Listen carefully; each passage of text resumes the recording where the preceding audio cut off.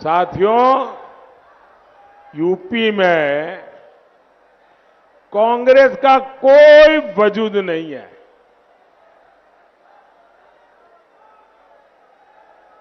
पूरी कांग्रेस परिवार की इज्जत बचाने में लगी हुई है।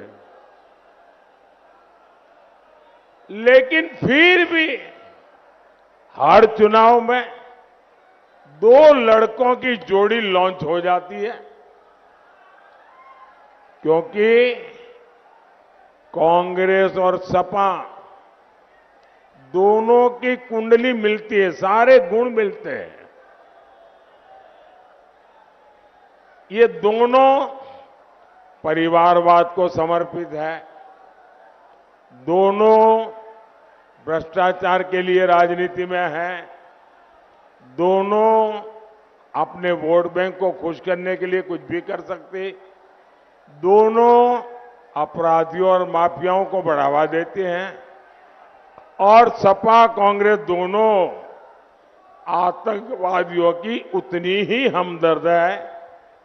इसलिए जब सपा कांग्रेस सत्ता में आती है तो आतंकवादियों को खुली छूट मिल जाती है।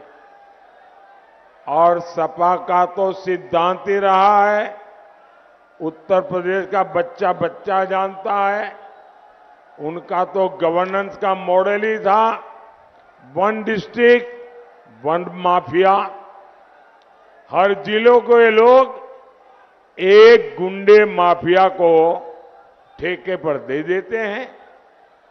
माफिया व्यापारियों से वसूली करते हैं, अपहरण उद्योग शुरू हो जाता है, फिरौती वसूली जाती है, हमारी बहन बेटियों का घर से निकलना मुश्किल हो जाता है। आप सबने वो दिन देखे हैं, लेकिन जब से हमारे योगी जी, हमारे केशव प्रसाद मौर्य, यहां जब से भाजपा की सरकार आई है, आजकल ये माफिया माफी मांगते घूम रहे हैं।